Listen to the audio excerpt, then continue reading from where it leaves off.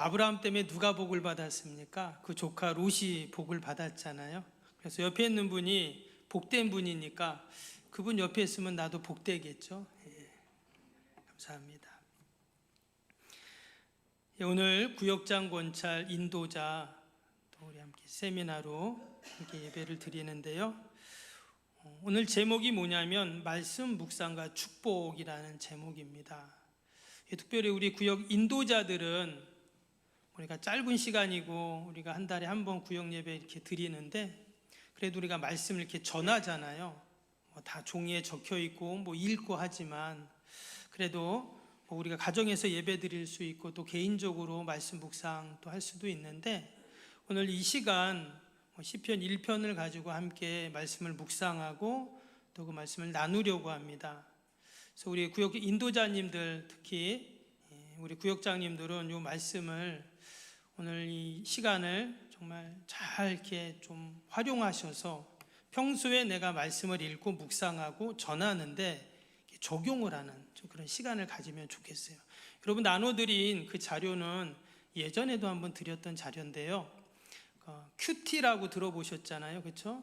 콰이트 타임에서 말 그대로 내가 조용히 하나님 말씀을 묵상하는 방법, 적용하는 방법 이런 내용들입니다. 그래서 여러분 그 자료를 이제 설교 끝부분에 잠깐 좀 나누려고 하고요.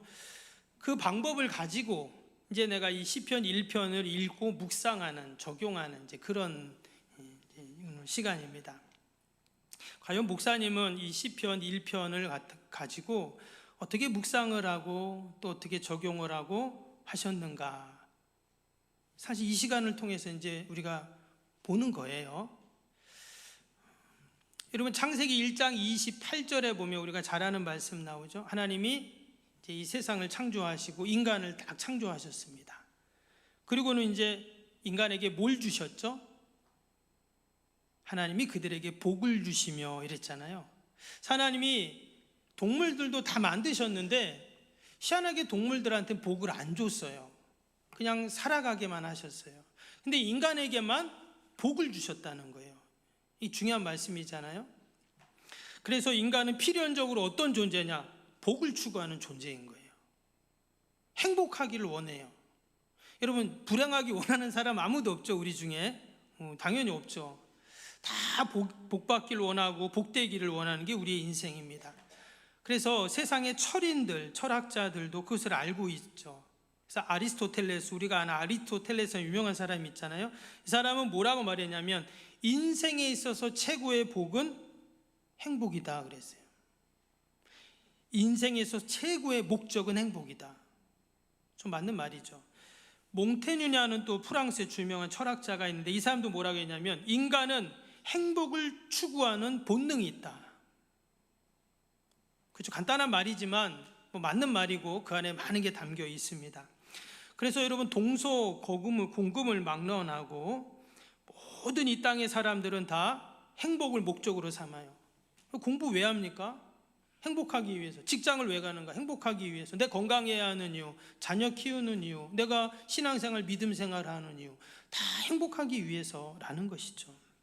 그런데 실제로 사람들이 과연 행복한가라고 질문해 보면 여러분 매년 그 월드 해피니스 리포트라는 게 있습니다. 그러니까 세계 행복 지수 매년 나와요. 그걸 통계를 내는데 작년 2025년인데요 143개국을 조사를 했더니 우리나라가 몇 등인 줄 아세요? 53등이 했습니다. 재작년에 52등이었대요. 근데 여러분 우리나라가 경제력이나 건강, 기대, 수명은 어때요? 상당히 높잖아요, 그렇죠? 세계 10대 경제 대국에 우리가 들어갑니다. 근데 사람들의 행복에 좋고 행복한 지수는 53등인 거예요. 왜 이럴까? 이렇게 경제가 발전되고 더 문화도 더 좋아지고 사람들 교육도 많이 받고 학력도 높아지고 이러는데 이 단계 사람들은 행복하지 않다 이렇게 느낀다는 거죠. 그러면 왜 사람들이 왜 행복하지 않다고 생각하냐는 거예요. 그 원인을 많이 찾습니다. 종교, 경제, 문화, 정치, 교육 다양하게 거기서 이제 그 원인을 찾는데 여러분 가장 정확한 답은 어디 있죠? 성경에 있어요. 성경에 하나님 말씀 가운데 오늘 시편 1편에 그 이유를 분명히 우리에게 말해주고 있습니다. 그리고 더 나아가서 어떻게 하면 우리가 복된 인생을 살 수 있는가도 오늘 시편 1편이 말해주고 있다는 거예요. 오늘 시편 1편 1절 다시 한번 보면 여러분 시편이 어떻게 시작이 됩니까? 복 있는 사람은 이렇게 시작해요. 가장 첫 번째 단어가 뭐로 시작돼요? 복으로 시작되고 있어요. 성경에 이 복은요 2가지 단어가 있습니다. 그러니까 우리말로는 복이라고 썼잖아요. 근데 원어 성경을 보면 2개의 단어가 있어요. 하나는 바라크라는 단어가 있고요, 또 하나는 아쉐르라는 단어가 있어요. 근데 우리말 성경에 다 복이라고 써 있어요. 그러면 이 바라크라는 단어는 뭐냐면 그냥 내가 뭘 해서가 아니라 그냥 나에게 주어지는 하나님이 주시는 복이 있어요. 그걸 우리는 긍휼이라고도 말하고 은혜라고도 말하는데 이런 거예요. 햇빛, 공기, 또 가족, 또는 뭐 내가 살면서 우리에게 필요한 모든 것들, 이런 것 다 하나님이 그냥 우리에게 복으로 주셨다는 거예요. 이게 바라크의 복입니다. 이걸 소위 신학에서 일반 은총 이렇게 말하죠. 우리는 다 그 바라크의 복을 받은 자들이에요. 그렇죠? 심지어 여러분 교회 안 다니고 예수님 안 믿어도 어때요? 이 바라크의 복이 있죠. 여러분 교회 안 다니면 숨 못 쉬고 햇빛 못 받, 그게 아니잖아요. 그렇죠? 모든 사람이 그 복을 받아요. 근데 오늘 이 시편 1편에 쓴 이 복이라는 단어는 바라크가 아니에요. 아쉐르라는 단어를 썼어요. 그러면 아쉐르라는 단어는 뭐냐? 우리가 소위 특별 은총이라고 하는 복을 말합니다. 그래서 이 복은요 우리 행위와 관련이 있어요. 어떻게 하냐에 따라서 달라지는 복이에요. 그래서 다시 말하면 오늘 이 복 있는 사람이라고 할 때 이 복은요 우리의 선택과 관련이 있습니다. 그래서 오늘 보면 이 아쉐르라는 복, 어떤 선택을 했는가 볼까요? 1절 보세요. 복 있는 사람은 악인들의 꾀를 따르지 않고 죄인들의 길에 서지 않고 오만한 자의 자리에 앉지 않으냐는 선택을 했다는 거예요. 그 사람이 복이 있다는 거예요. 그리고 우리도 보면 늘 뭔가를 선택하잖아요. 그렇죠? 옛날에 그런 거 있었죠? 순간의 선택이 평생까지는 아니고 순간 선택이 10년을 좌우합니다. 뭐 가전제품 선전할 때 있었잖아요. 그렇죠? 근데 요즘에는 뭐 10년 넘는 것 같아요.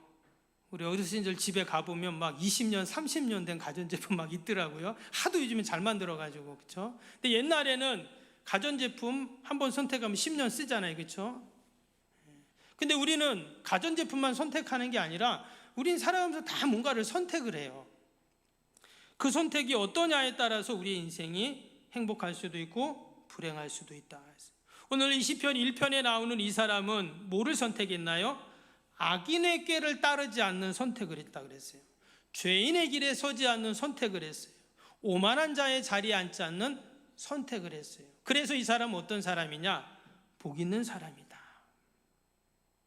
그러한 의미에서 저와 여러분은 지금 어디를 선택했죠? 예배 자리를 선택했잖아요.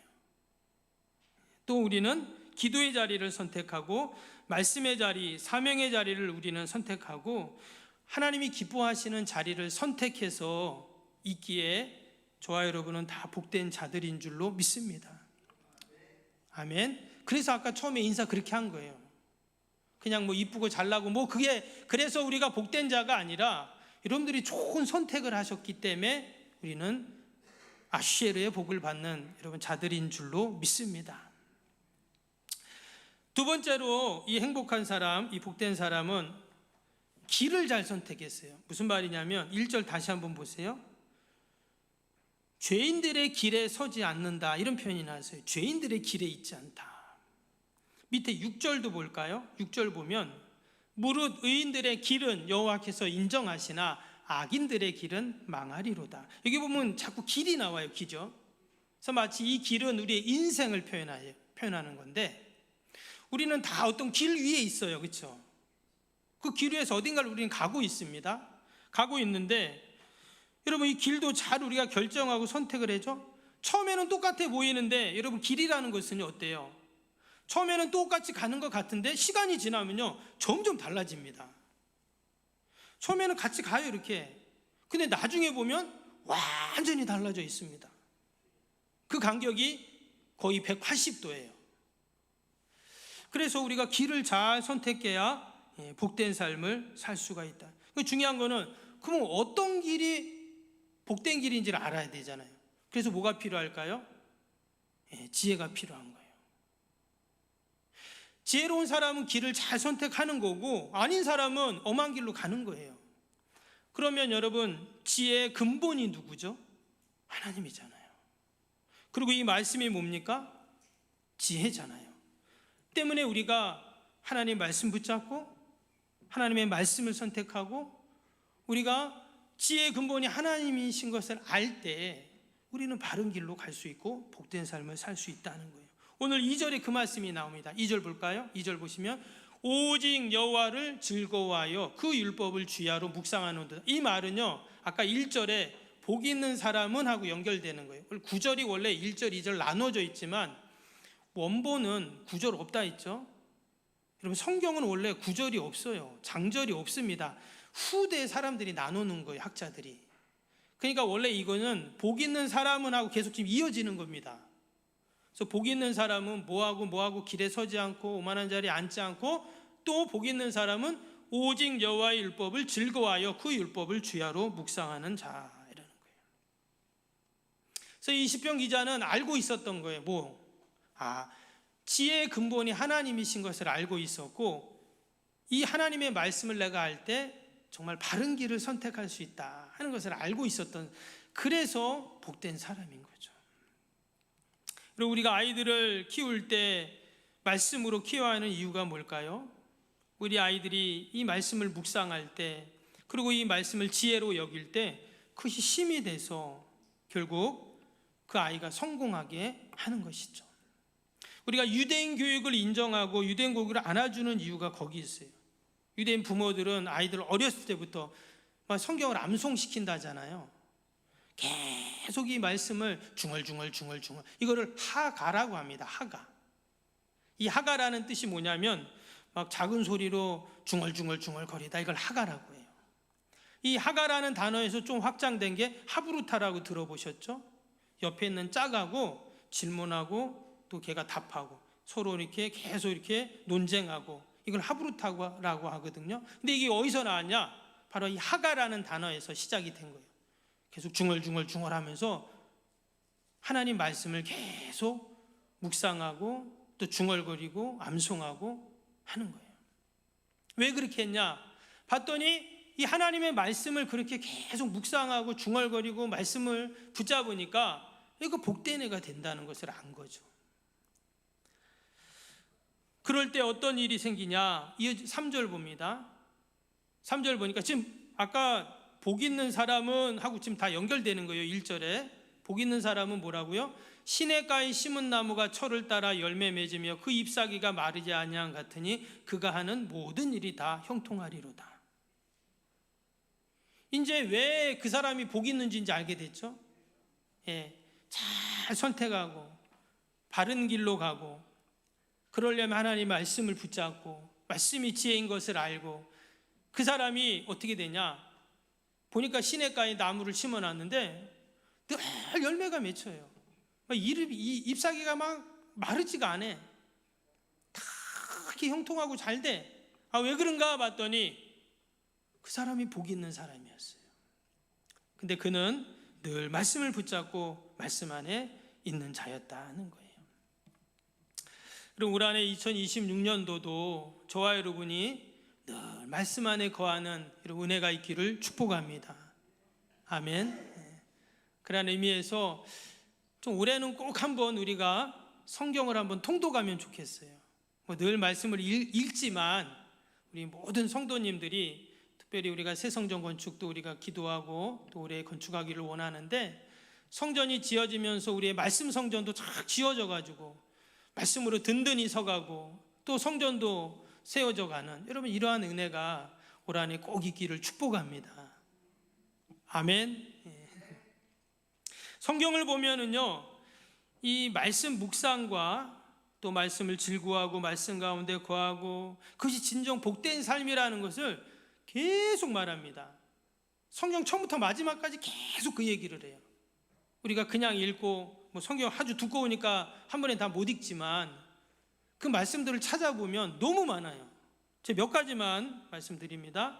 여호수아서 1장 8절 말씀 한번 보여주시면, 이 율법책을 내 입에서 떠나지 말게 하며 주야로 그것을 묵상하여 그 안에 기록된 대로 다 지켜 행하라. 그리하면 내 길이 평탄하게 될 것이며 내가 형통하리라. 시편 1편과 지금 연결되는 말씀이죠. 신명기 28장 1절 6절도 볼까요? 여기 보면, 내가 내 하나님 여호와의 말씀을 삼가 듣고 내가 오늘 내 명령한 그의 모든 명령을 지켜 행하면 내 하나님 여호와께서 너를 세계 모든 민족 가운데 뛰어나게 하실 것이라. 이게 바로 하나님 말씀을 붙잡고 사는 자에게 주시는 축복이죠. 시편 119편 1절 2절도 볼까요? 시편 119편 1절 2절, 행위가 온전하여 여호와의 율법을 따라 행하는 자들은 복이 있으며, 2절도 볼까요? 여호와의 증거들을 지키고 전심으로 여호와를 구하는 자는 복이 있도다. 여호와의 증거가 다 말씀을 의미합니다. 요한복음 15장 7절 11절도 보면, 너희가 내 안에 내 말이 너희 안에 거하면 무엇이든지 원하는 대로 구하라. 그리하면 이루리라. 내가 이것을 너에게 이름은 내 기쁨이 너희 안에서 이 기쁨을 충만하게 하려 합니다. 다 말씀과 관련된 시편 73편 28절도 한번 볼까요? 하나님께 가까이함이 내게 복이라. 누가복음 11장 28절도 보시면,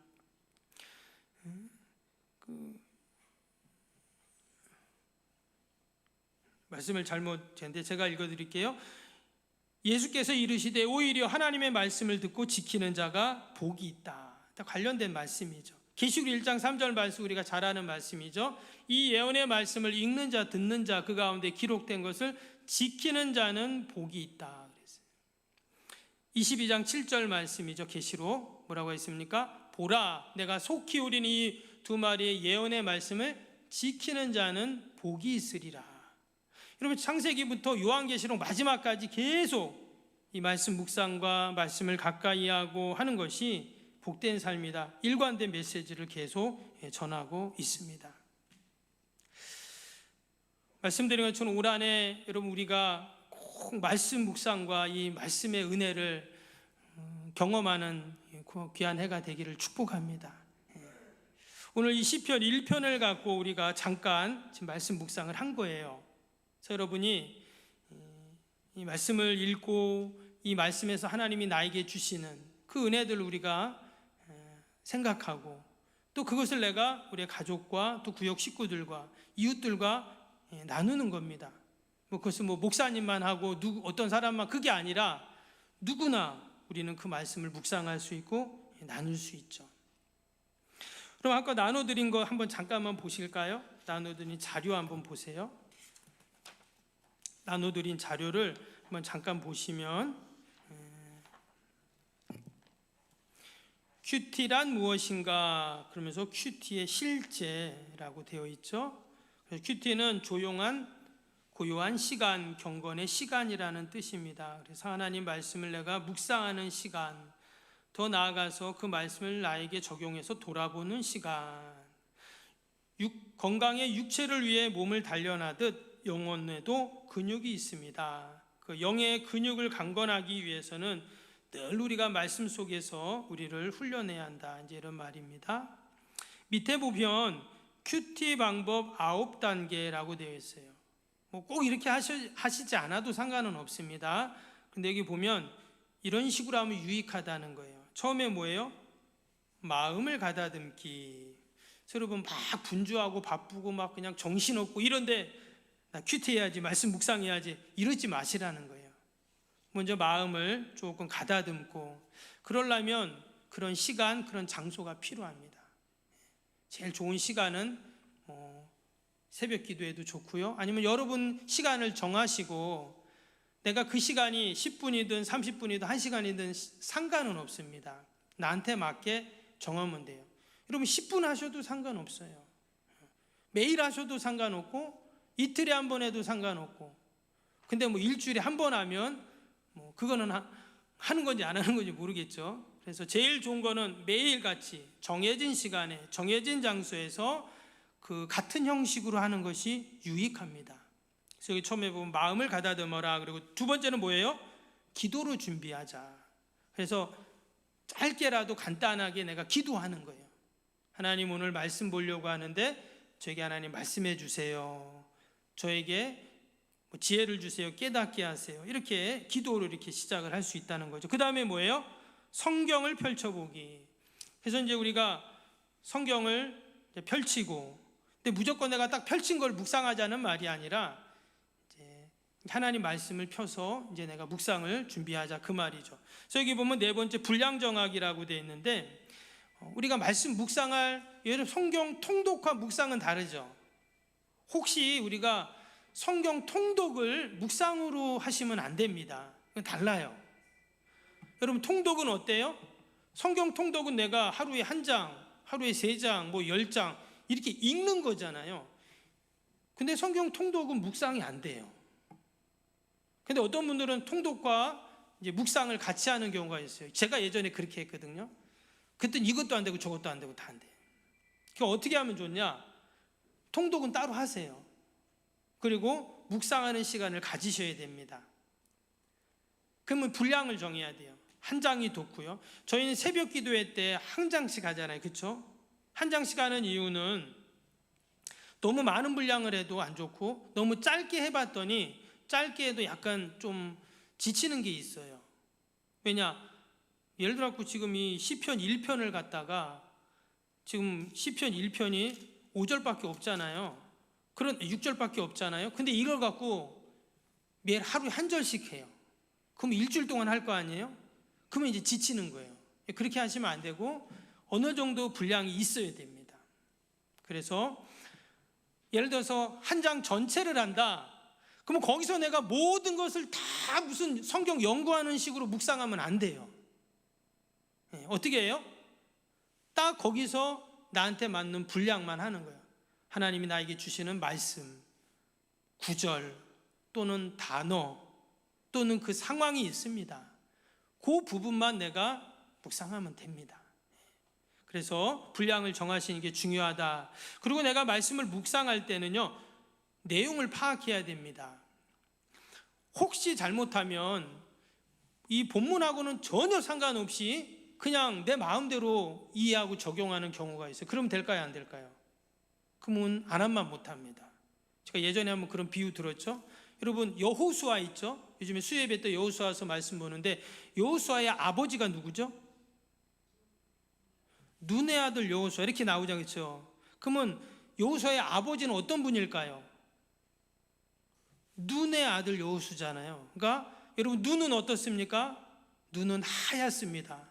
눈은 온 세상에 더러운 걸 다 덮습니다. 우리도 여호수아의 아버지처럼 그런 하얀 마음을 가집시다. 이렇게 하면 될까요? 안 될까요? 안 된다니까요.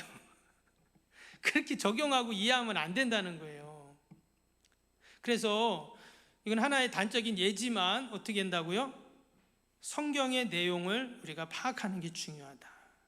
그리고 앞뒤 문맥을 보는 게 중요하다. 여러분, 가룟 유다가 어떻게 했죠? 최후의 만찬 자리에서 밖에 나가갖고 이제 자살했잖아요. 근데 내가 성경을 그냥 갑자기 탁 펴가지고는 가룟 유다 내용을 보고 밖에 나가 죽었더라. 그거 보고 적용하면 돼요, 안 돼요? 그럼 안 되잖아요, 그렇죠? 그래서 앞뒤 문맥을 봐야 된다 하는 것을 다시 한번 말씀드립니다. 그 다음에 6번 뭐예요? 노트에 기록하기. 그래서 여러분, 노트 이렇게 드렸잖아요, 그렇죠? 제가 매년 한 30권씩 드리는데 가져오시는 분은 한 4-5명밖에 안 되는데, 여러분 노트에다가 적으셔야 돼요. 그게 뭐 노트 아니어도 뭐 어디든 좋습니다. 뭐 핸드폰도 좋고, 아니면 또 여러분 뭐 다른 데도 꼭 이렇게 은혜되는 말씀, 기억나는 말씀, 그것들을 이렇게 적으셔서 기록에 남겨놔야 됩니다. 여러분 기도 제목 카드에 적으셔도 좋고요. 그 다음에 이제 7번에는 적용하기입니다. 이제 말씀을 읽었는데 우리가 이제 적용을 해야 돼요. 근데 적용도 여긴 간단하게 제가 써놨는데, 이 적용이 뭐 큐티의 꽃은 적용이다 이런 표현도 있는데, 이 적용이 사실 쉽지는 않아요. 왜? 내가 매일 말씀 읽고 그 말씀을 내가 적용한다. 쉽지 않잖아요. 그래서 우리가 적용해서 자유로우실 필요가 있습니다. 저는 예전에 그런 경우가 있었어요. 학교 다닐 때 그때도 막 큐티를 하는데 큐티 훈련을 해요. 근데 이 말씀을 읽고는 내가 오늘 이 말씀에서 어떻게 적용해야 되지? 막 머리를 짜매는 거예요. 그래갖고 적었어요, 적용을. 근데 저녁 때 보니까 그렇게 못 살았어. 적용이 안 돼. 그러면 또 하나님께 회개를 합니다. 그리고 다음날 또 큐티하고 말씀을 또 읽고 오늘 내가 이렇게 적용해야지. 또 저녁 때 보니까 또 적용을 못했어. 하나님, 내가 오늘 또 말씀대로 못 살았네요. 죄송합니다. 다음날 또 계속 반복이 되는 거예요. 그래서 나중에는 이렇게 하면 안 되겠다. 그리고 큐티를 못 해버렸습니다. 무슨 말이냐면 내가 적용을 못하고 안 돼도 어때요? 부담을 갖지 말라 하는 거예요. 그러니까 적용해서 자유로워야 돼요. 어떤 거는 내가 적용할 말씀이 있고 적용이 안 되는 말씀도 있고, 또 오늘 안 되면 내일 할 수도 있어요. 어제 큐티한 걸 오늘 적용할 수도 있어요. 그래서 우리가 너무 하나님의 말씀을 내 삶의 바운더리에 딱 고정시켜 놓으면 절대 안 되고, 그래서 그런 말을 했었던 신학자가 성령님은 럭비공과 같다 그랬어요. 무슨 말일까요? 럭비공 아시죠? 럭비공은 확 던지면 어때요? 을로 날아갈지 몰라요. 그러니까 성령님은 어떻게 역사하실지 모른다는 거예요. 그래서 똑같은 말씀이지만 내가 그 말씀을 읽고 적용하는 부분은 내가 억지로 하려고 하면 마치 성경이 도덕책, 율법책처럼 변질이 돼버립니다. 절대 그거는 잘못된 큐티예요. 근데 제가 이렇게 큐티 세미나도 많이 가보고 저도 큐티 세미나도 많이 해보고 했지만 그렇게 가르치는 분들이 많아요. 근데 절대 그러면 지속적으로 할 수 없고 안 하면 못합니다. 그냥 그 또한 하나님께 맡겨드리는 거예요. 성령님께 맡겨드리는 거예요. 성령님, 오늘 말씀 읽었는데 어떻게 적용할지 잘 모르겠습니다. 그랬는데 그냥 하루 이렇게 있다가 그 말씀이 생각나기도 하고 나도 모르게 적용이 되기도 하는, 그래서 우리가 다 성령님께 맡기는 것이 큐티는 중요하다 하는 것을 다시 한번 말씀드리고, 8번에 보니까 뭐라 그랬어요? 큐티 나누기 그랬죠. 그래서 여러분, 요즘에 카톡이 얼마나 잘 돼 있어요. 그래서 내가 은혜 받은, 오늘 주일날 목사님 말씀 은혜 받은 거, 또 새벽 기도회 때 은혜 받은 거, 내가 말씀 묵상하고 은혜 받은 거 주변 사람들과 간단하게 나누라는 거예요. 가족들과 또 자녀들과 구역 식구들과 남녀 선교회 서로 같이 이런 말씀을 같이 나누면 유익하거든요. 그리고 나눌 때 은혜가 배가가 됩니다. 똑같은 말씀인데 주일날 말씀, 목사님 말씀을 나는 듣고 이렇게만 생각했는데 저분은 또 저런 은혜를 받고 저렇게 적용하네 하면서 나눌 때 이 배가가 돼요. 그래서 큐티는 나눔이 중요하다고 해요. 그래서 우리 남녀 선교회 모임, 구역 모임, 또 우리 구역 식구들 같이 나누는, 이 구역 예배 드릴 때가 나누는 시간이에요. 그래서 그 교환을 보시면 구역 내에 나눔지라고 되어 있어요. 제목이 나누셔야 되는 겁니다. 인도자가 읽지만 그 읽은 거를, 그 본문을 갖고 같이 한마디씩이라도 나누시면 더 은혜가 됩니다. 마지막은 기도하기. 그래서 그 말씀을 갖고 이제 기도를 하는 겁니다. 그래서 오늘 우리 시편 1편을 같이 읽고 묵상을 했는데, 제가 설교했지만 요걸 갖고 우리가 기도할 수 있어요. 우리가 금요 기도회 때도 이제 시편 기도를 하고 있지만 뭐라고 기도하면 될까요? 오늘 1절 2절 읽었는데, 하나님, 내가 복 있는 사람이 되게 해주세요. 이렇게 기도할 수 있다는 거예요. 또 하나님, 제가 주변에 많은 악인들에 있는데 그 꾀에 넘어가지 않게 하려세요. 우리의 자녀들이 정말 세상에 있는 악인들의 꾀를 따르지 않는 거룩한 자녀들이 되게 해주세요. 이렇게 기도하자는 거예요. 말씀 기도가 그겁니다. 이 말씀을 묵상한 걸 갖고 내가 이렇게 기도하는 거예요. 2절을 갖고도 어떻게 해요? 하나님, 내가 오늘 하루도 무엇으로 즐거워합니까? 오직 여호와 율법으로만 내가 즐거워하게 해주세요. 하나님, 내가 오늘 하루 종일 뭘 묵상합니까?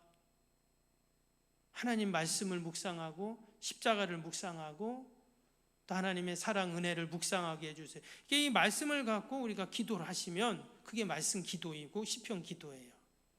어렵지 않죠? 아이고, 목사님이니까 그렇게 되지 뭐 제가 됩니까? 아닙니다. 다 됩니다. 그렇게 하시면 돼요. 처음엔 안 돼도 한 번, 두 번, 세 번 계속 하시면 도움이 됩니다. 밑에 내용은요, 집에 가서 여러분들이 다시 한번 보시면 말씀 묵상할 때 이제 어떤 방법으로 하는가, 말씀을 더 깊이 관찰하는 것, 의미를 해석하는 것, 또 넘기시면 또 적용하는 것, 개인적으로 적용할 땐 구체적으로 경영하기, 또 적용할 때는 가능한 것부터 적용하기, 이런 내용들이 있고, 마지막에는 경청하기라고 되어 있는데, 여러분이 큐티를 할 때 제일 중요한 것이 다 중요한데 하나님의 음성을 들으려고 하는 경청이 중요합니다. 왜냐하면 이 큐티를 잘못하면 내가 성경 공부나 성경 연구로 생각할 수 있는데 절대 그렇지 않아요. 여러분, 성경 연구는 누가 하면 돼요? 목사님이 하면 돼요. 목사님이 성경 연구해서 성도들에게 전해주면 되는 거고, 여러분들은 성경 연구를 할 필요가 없어요. 근데 목사님, 저는 좀 성경 연구하고 싶습니다. 그런 분은 신학교 가시면 돼요. 아니면 그런 성경 연구하는 그런 세미나나 그런 그 데가 있어요. 그런 데 가서 배우면 되는 겁니다. 근데 큐티는 연구가 아니에요. 성경 공부도 아닙니다. 그렇게 하면 큐티를 지속적으로 절대 못하게 되어 있어요. 부담 없이 그냥 말씀 읽고 한 절이든 두 절이든 10절이든 한 장이든 거기서 하나님 나에게 딱 주시는 말씀을 읽고, 하나님 오늘 이 말씀에서 나에게 하나님 어떤 것을 들려주시려고 합니까? 오늘 시편 1편 1절 2절 오늘 목사님이 읽고 전하셨는데, 이 1절 2절에서 하나님 어떤 음성을 저에게 주시려고 합니까? 이렇게 하나님께 물어보는 거예요. 그럼 하나님이 딱 마음에 감동을 주세요. 저는 오늘 말씀을 준비하고 어제 말씀을 준비하고 또 이렇게 오늘 전하고 있지만, 이 전하면서도 하나님이 저에게 그런 마음을 주셨어요. 어떤 마음을 주셨냐면 오직 여호와의 율법을 즐거워하는 자가 되라, 이런 마음을 주셨어요. 저도 때로는 이렇게 말씀을 준비하고 연구하고 또 전하고 또 준비하고 계속 저는 반복이 되거든요. 그러다 보니 저도 모르게 마치 이게 좀 그냥 하나의 매너리즘에 빠질 수가 있잖아요. 그리고 저도 그동안 설교를 얼마나 많이 준비하고 전했겠어요. 그러다 보니 형식적으로 이렇게 되거든요. 근데 말씀을 즐거워하는 자가 돼야 또 말씀을 잘 준비하고 성도님들에게 바르게 전할 수 있잖아요. 그래서 저는 그 마음을 하나님이 지금 설교 중에 그런 마음을 주셨어요. 그래서 여러분들도 똑같은 말씀이지만 나에게 주시는 음성이 있거든요. 그래서 꼭 들으시고 또 구역을 잘 섬기시고 또 올 한해도 말씀으로 승리하는 저와 여러분 되시길 주님의 이름으로 축복합니다.